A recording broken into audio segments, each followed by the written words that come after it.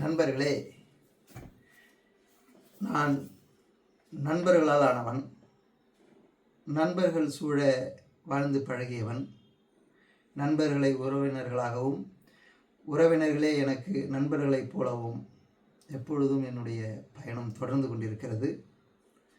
அதே போன்றுதான் என்னுடைய கலை இலக்கிய கவிதை பயணத்திலும் உண்டு. என்னில் மூத்தவர்களான கவிக்கோ, இன்குலாப் மேத்தா, பழமலை போன்றவர்கள் என்னை பிள்ளையை போன்ற பார்த்திருக்கிறார்கள். அண்ணன் அறிவுமதி, பழனி பாரதி போன்றோர் என்னை தம்பியாக வரித்து கொண்டிருக்கிறார்கள். கபிலன் போன்றோர் என்னை தம்பியைப் போல பாவித்திருக்கிறார்கள்.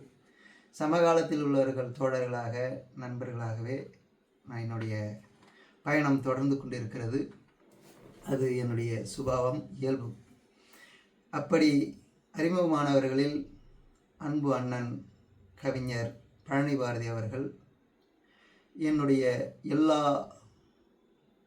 உணர்வுகளையும் பகிர்ந்து கொள்கிற ஒரு ஆத்மார்த்த உறவாக இன்றும் தொடர்ந்து கொண்டிருக்கிறார்.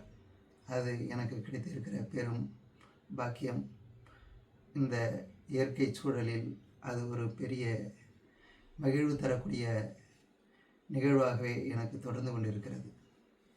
அண்ணன் பழனி பாரதி அவர்களை நான் சந்தித்தது முதல் அவர் என்னை எப்படி இருக்கிறீங்க இசாக் என்று அந்த நெகிழ்ந்த தமிழால் அழைத்த அதே நெகிழ்வும் அதே குழைவும் மாறாமல் தொடர்ந்து நான் தக்க வைத்து கொண்டிருக்கிறேன்.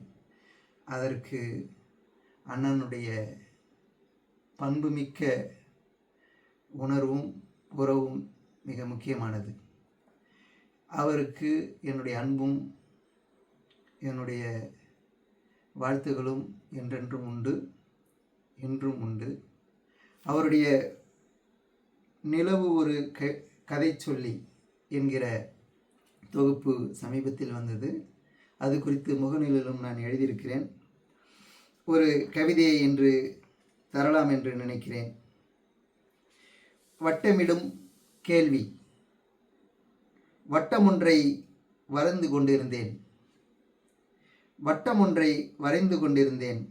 கொஞ்சம் கொஞ்சமாக முழுமையடைவதற்கு சற்று முன் அது என்னை உள்ளே வருகிறாயா, வெளியிலேயே நின்று கொள்கிறாயா என்று கேட்டது.